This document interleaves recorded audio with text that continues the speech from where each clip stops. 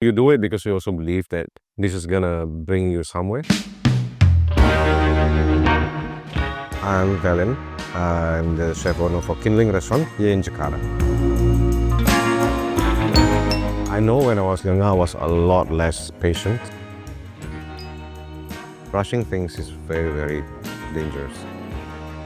Do you really like the industry? Do you like the job? They're the heart and soul of the restaurant. They do everything. Without them, there's nothing. Yeah, there is no restaurant, there's no Kindling.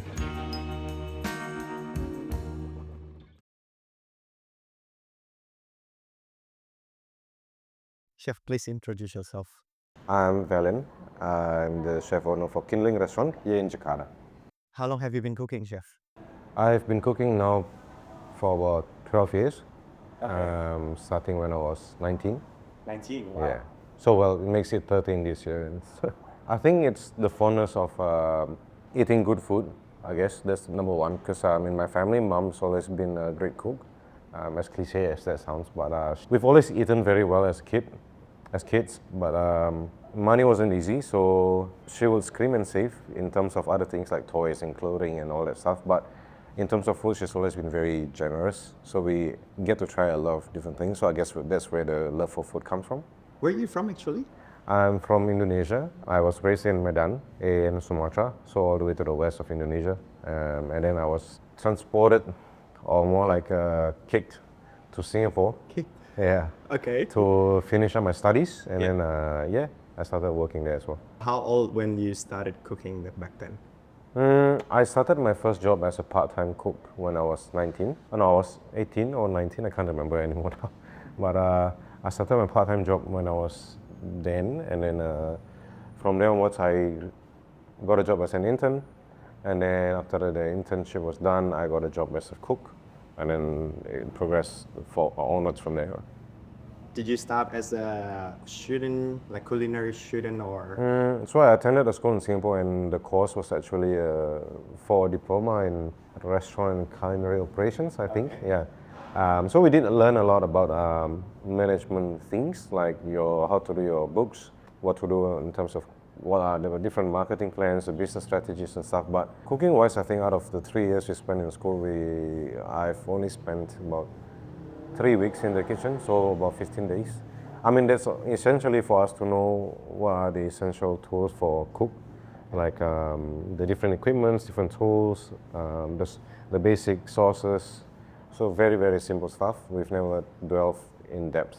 Okay, well, I mean, 3 weeks, only 3 weeks to start the culinary journey, and then now. So it's more of a holistic approach to the whole hospitality as a business. So we get to learn different aspects of it, even the front of house as well. We learned how to, in the school they taught us how to fold napkins, how to serve an Irish coffee, how to do table setups, how to pour wine, how to hold a bottle of wine and all that stuff. So kitchen was part of the curriculum, but it was only a very tiny, minuscule part of it. Yeah. I mean, wow, that's very interesting. Like, so basically, you started from front of house school, basically front of house or hospitality school. How did you end up becoming a chef then? I worked part-time in a food court in Singapore for this guy called Eddie's, and then I was working for him for some pocket money, and then he told me that, like, if you want to be serious about this career, you gotta start somewhere bigger, meaning it has to be a restaurant or in a hotel or something with a bit more established reputation instead of a hawker, which he then encouraged me to go and apply for different hotels, including where he was working before, the Fullerton. And then as I go back to school, we had a chance to do a part-time job in a restaurant in Sentosa. So that was actually L'Atelier de Joël Rochon, and I went in without having an idea of what it was. So it was quite an interesting time because That is I think one Michelin star, is it? no, back then when I was working, there was no stars. When I started working, there is no Michelin rating system in the country yet, up until I think it was 2016. So I was there in 2011 or 2012, I think. So it was like a couple of years before the guide was released, and so I started as a casual hand, and then I did my internship again over there, and after that I started working. I think that was my first serious kitchen. I think I was 19, yeah, at the time. did you follow the journey until they get the first No, Michelin? I was there for about 2 years, and then I did another half a year in the restaurant. So the 6 months, the last 6 months in the restaurant was part of the internship. So I got a chance to actually spend some time in the fine dining side of that establishment, which was fun. I think the first restaurant that was working where it already had a star was Odette. Odette. Yeah, it was Okay. Odette. It was, I think, the first restaurant that I worked in that, in a sense, had already received their stars from the guide because it already exists. It was Odette. And then after that, it was Saint-Pierre, and then I went to Hong Kong for a year, almost a year, with chef I used to work with as well. So Odette first before you going to Hong Kong. Yeah, so I did Odette, and then for about slightly more than a year, and then I told chef like, hey chef, I'm gonna leave to Hong Kong, and I says, well, we had our discussion, and then I left for Hong Kong. So Hong Kong was also an interesting one because it's a very different style of restaurant. How was Chef Julian? Nice, very Yeah. nice. I missed the chance to meet him like a year ago. So I went to Singapore. I texted him. He said he would love to do it. Like he would love to do this content, but unfortunately, I miss his date. He's very busy. But yeah, how is he? I worked with him when he was younger also. Yeah. So it was slightly different, I think. But he's very kind. Like he is very kind. He's reasonable within chef sense. He's reasonable. He's someone that I looked up to very much because of how he treats his team. I think you can see like the proof is in the pudding, right? They say a lot of his team members have stayed with him for, I think, some of them more than a decade. So I think that's a testament to him, and he's somebody that's very inspiring. But all in all, my experience working with him was he is very, very kind and nurturing. Okay. So yeah, and I'm But very grateful. How is he in the kitchen? Like, is he still doing the old school way or? No, not really. I mean, sometimes it does happen, but Yeah. well, I mean, that was back then. This is 7 years ago. No, this is 8 years ago. So, well, we had like maybe a couple of incidents, but not particularly being with me or anyone else. But I mean, back then it was different because back then when I was working for him, it was a 2-star restaurant. They was probably pushing for 3. So everyone was a bit more aggressive, I think. But it was fun because then you get to grow a lot faster, a lot quicker when there's practically, I think, tons of cooks lined up behind you ready to take your job, right? So if you can't pick up your game, then somebody else is going to fill the gap pretty quickly. So, and I was there as well on the working visa. Okay. And I can't lose it. So I had to do my best to actually survive that kitchen. And it was actually fun because it's very family-like. Chef Julian managed to make an environment where I think everyone is being nurtured properly. There has never been verbal or any physical abuse that has been hurled towards the staff, which I think was very, very healthy. Yeah, it's a very good environment, I think, for someone who is learning without having actually to leave the restaurant being traumatized. I mean, oh wow, I'm surprised. Yeah. As a 3 Michelin-star restaurants with Yeah. a very healthy environment. Wow. It's a very healthy environment. Yeah. Everyone else, it's almost like a family. Like whenever somebody goes down, you go and help them, or when you're going down, somebody is always there to help you. So I think it's quite good in the sense that forms a strong camaraderie between the team members. There you go. That's how my experience working for Julian was. Yeah. And then what's after order? So after that, I went to join, well, a chef who actually gave me my first job, which was Chef Lawrence from Atelier. So at the time, he moved to Hong Kong, and he asked if I would be interested to join. And I had been planning to leave Singapore for a while back then, and I was like, cool, I will do it. I took a flight down to Hong Kong to see what's it like, and found out it was quite interesting at the time. And I was like, okay, I'll take the job. And it was a restaurant called Seasons French Restaurant. It was located in Lee Garden 2 or 3. It's closed now, but back then it was still, I think it was heading towards the end of the lease or something. But we were going to open another restaurant after that in another building with the same company, but that didn't happen because I think that was already near the riot of Hong Kong as well. But how was Hong Kong like comparing to after 8 years in Singapore? How is it? Is it like different, big culture difference or? Definitely culture shock because one is the language for sure. Okay. I don't speak any Cantonese. They don't Yeah. speak English. They do speak English. I mean, Okay. some of them do, but not everybody does. So especially, I mean, if you go to a slightly more modern kind of location or eatery or whatever it is that you are headed to, most of them do speak English, but in the kitchen, You know, like it's in There's still every. people with Yeah, I mean, like AN.Told, the conversation normally is done in Cantonese, and I struggle to follow that up because I don't speak a single word of it. But you kind of learn on the spot as well. Like you kind of learn how to pick up certain keywords on what to do, certain things, and I think it was a challenge.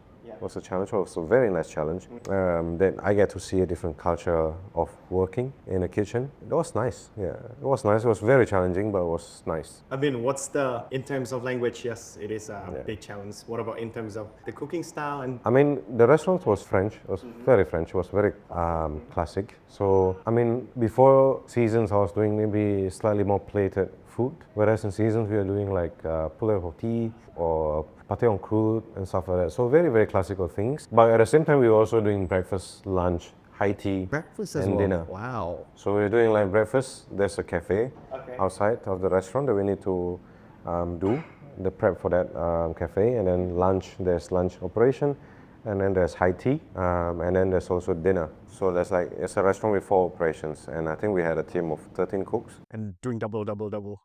Everything's double. No, so like one person will cover like the breakfast, lunch, and high tea, Okay. and then the next team will come in during lunch for high tea and dinner. To do the Yeah, PM.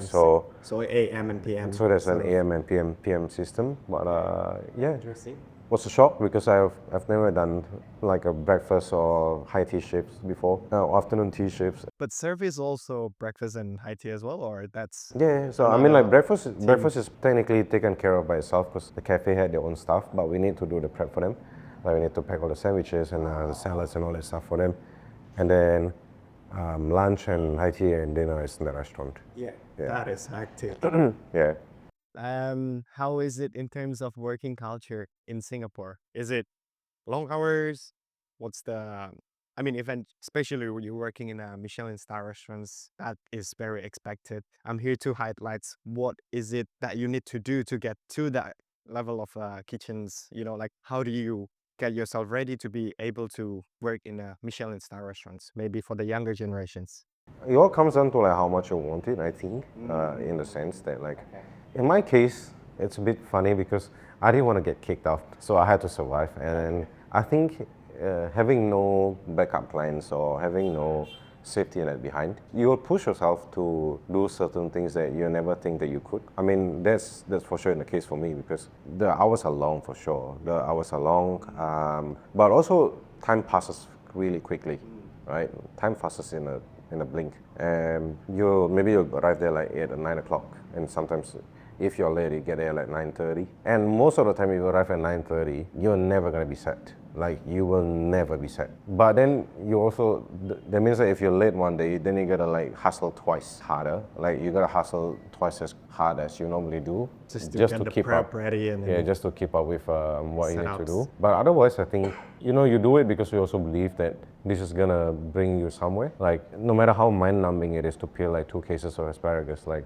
you with a turning knife, you will. If you believe that this is gonna bring you somewhere, I think there should be a willpower for you to actually push on. I think that's what's missing. If you're talking about younger generation, I think in my generation it's the same. There are always people who doesn't know what they want to do, who don't know what they want to do, who are not sure if they're gonna stay in the industry or not. It's not just for the younger generation. I think it goes the same for us, our generation. Even I think the generation before me, before us, before my generation too. There are always people who feel that way. So I think the question is, do you really like the industry? Do you like the job? Or do you prefer something with more time? Or which now is possible because now there are a lot of people doing private dining and all that stuff. So I mean, it all comes back to how much you like it, right? Like if you like it, you will do it because it's what you like as your, well, cliche speaking, but passion. I mean, I liked it because I really wanted my own restaurant. So every single time I find hard times, I take it, 1, as a learning lesson, and then 2, I'm taking a beating down here so I know what to do next time. And therefore, when one day, hopefully when I have my own restaurant, I will not do the same mistake again. I think that's the mindset that I was going with because there's always light at the end of the tunnel. So you just That's gotta, how we grow as yeah. well. So you just gotta like Just push keep on pushing. through. You just keep on pushing until you see the light, Yeah. and then it should be okay. You'll get somewhere. But okay, I really like that kind of idea. I used to work at a Three Hats restaurant as well, out of Robert Claire-Smith, but unfortunately I had to get visa. Unfortunately, they don't give visa. I've already spoken with the head chef, and I had to leave because of that circumstances. Sort of understand that journey as well. I love it. I actually still want to go to push and push. But when you're pushing, there's always a lowest point. You're gonna get into a lowest point of your time. Like it's gonna be hard. You know it's gonna be hard. But how did you get back? How did you come back tomorrow and then, well, let's do it again? I think it comes down to two things, to having two things. One, having someone to speak to, very important. I think there are a couple of points where I felt like I was not good enough, or I think I better quit, or I almost gave my letter and stuff like that. But I spoke to maybe one of my companions, like the sous chefs, or I remember one guy, two people at Odette at the time was Adam and Nakasho. They were the sous chefs at the time, and I spoke to them, and that's why this is why I said like it's a really good environment to grow, because they give you assurance that it's just a bad day. It's just a bad day. It's not a bad life, right? You just gotta come back tomorrow and bounce back harder. And two, I think you need to have the willpower to like have the thick skin to come back and, hey, I fucked up today. I screwed up. I royally screwed up today, but I'm gonna make it up better. And as much as like you are feeling judged by other people, at the same time, when you did a mistake, no one is perfect, so everyone's gonna make mistakes. And I think it's more on learning what not to do next, number one, and two is have that thick skin to like show up again unashamedly, even though you're gonna take shit for it, like from other people, but you just gotta show up, man. You gotta show up, and you gotta rock it. Wow. It just reminded me of one of my sous chefs who did the same thing as well. Who inspired you in cooking? Like, who do you see when you start growing up? Who inspired me in cooking? I think when I was starting out, there is no like celebrity chefs or stuff you watch on TV. But I think when I got to work at Atelier, I started reading on who Mr. Robuchon was and stuff like that. So it kind of like opened up a whole universe to me, like, oh, there are these chefs in Europe doing these things and blah, blah, blah, blah. I was like, okay. So then I started digging more and more and more and more and more. And you start to learn different you start to learn the restaurant names, the chefs and what they do. And hearing or reading about their stories, it keeps you feeling like, I'm actually very far away from this person, but what can I do to catch up, right? I got friends from Europe, UK, France, who started working at maybe the age of 16 or 15. So they started out very, very early. And I used to feel you felt kind of like left out, or you started out late. Yeah, you are already behind. How can I catch up to this person? How do we drive ourselves harder? So they've got 4 or 5 years ahead of us. Now, how do we catch that 4 or 5 years back, right? And I think that's the inspiration comes from everyone around you. What drives you should be the people around you, who you surround yourself with. And then if ideally they are better people, in a sense, they are better people, so you will drive yourself to be as good as them, even though everyone is different. Okay, let's move on into the current situation now. So after Hong Kong, you come back to Indonesia? No, I went to Singapore. I went to work for Emmanuel Strubent and Saint Pierre.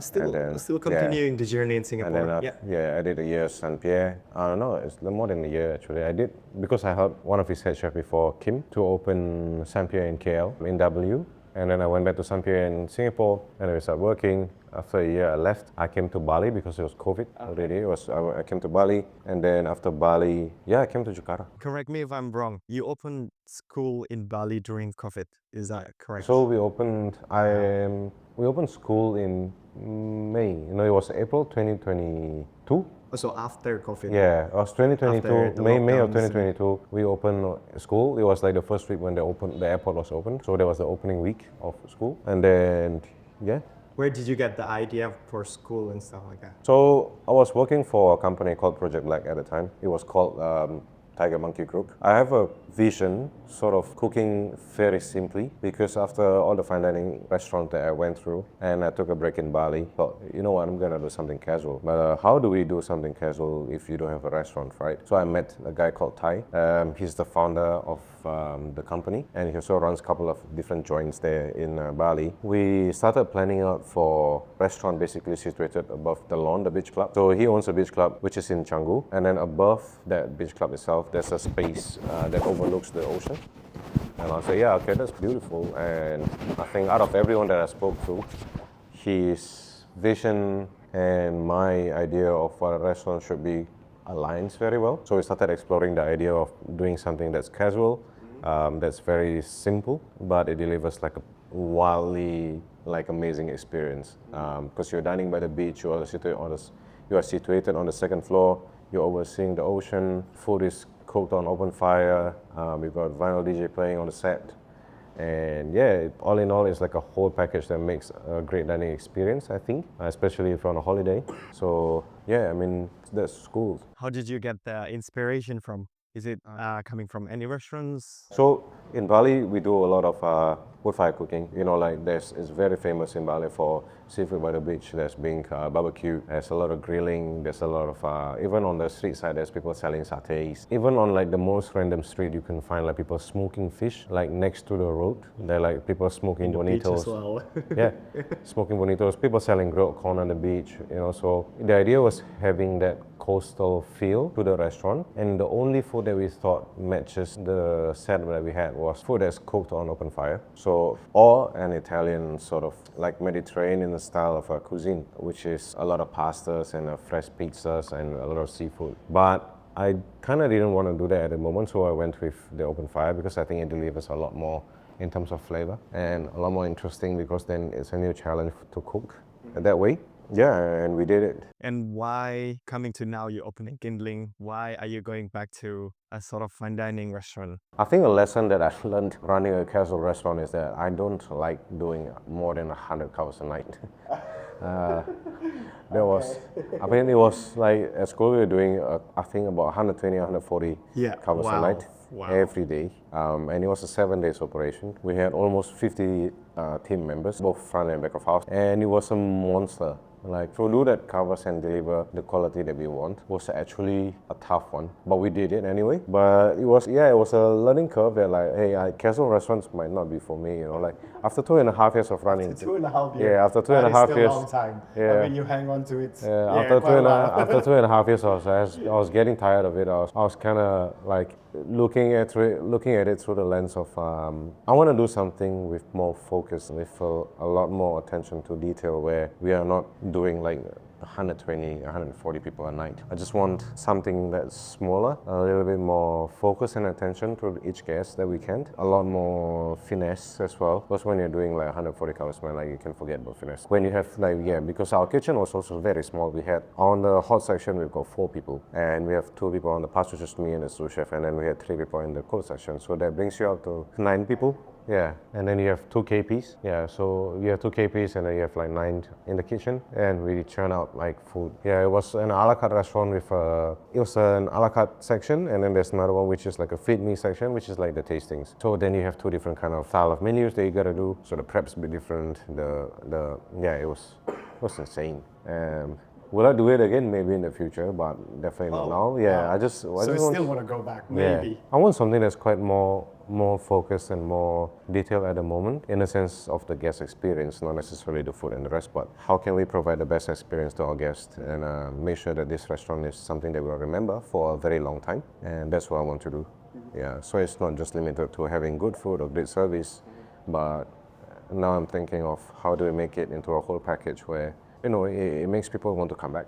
Last 2 questions. Well, tell me more about the Kindling. Kindling is a fine dining restaurant where we serve food that's cooked with technique and thought process the French way, but the flavor profile that we carry through is predominantly very Asian. Quite a lot of Japanese and Chinese influence and Southeast Asian influence to our dishes. We sit about 42 covers in total. We've got 2 different menus, and it's a tiny restaurant, it's not big. What is the end goal for Kindling? I mean, the end goal is obviously having very full restaurant. People who come back, not just on occasions, but on like, hey, let's go somewhere nice, let's go to Kindling, have a nice evening out, Our main goal has always been happy guests. They leave satisfied. They feel happy enough to actually recommend it to their friends and stuff like that. So I think that's the biggest compliment that we can get, right? A full restaurant, you can never complain about it. I think that's our goal at the moment. Like, we want it to be full. We want it to be filled with happy guests, really strong team. They're happy about what they do,